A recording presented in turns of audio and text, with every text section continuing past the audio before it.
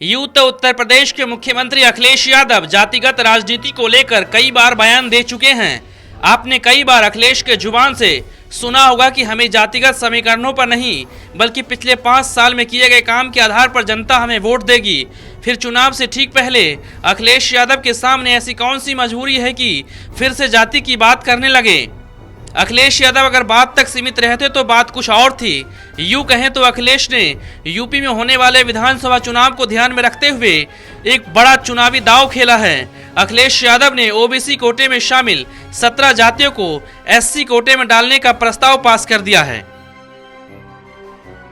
हालांकि अखिलेश कैबिनेट के पास जितने अधिकार थे उसका तो इस्तेमाल कर लिया है, लेकिन गेंद अब केंद्र सरकार के पाले में चली जाएगी। अखिलेश कैबिनेट अपने इस प्रस्ताव को केंद्र सरकार को भेजेगी। अगर केंद्र सरकार इस प्रस्ताव को पास कर देती है तो ये सभी जातियां ओबीसी से एससी में शामिल हो जाएंगी।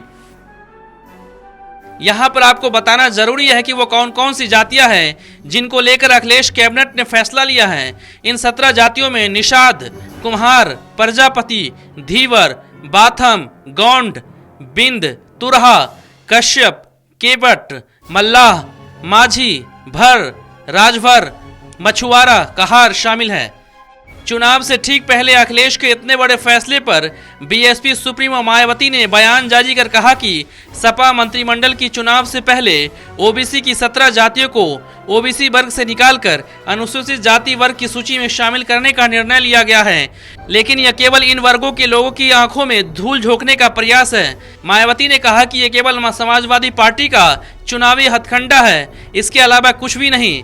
मायावती ने यह भी कहा कि कानूनी तौर पर यह फैसला गलत है क्योंकि अनुसूचित जाति की सूची में किसी भी जाति को शामिल करने या हटाने का अधिकार किसी राज्य की विधानसभा या राज्य सरकार के पास है ही नहीं।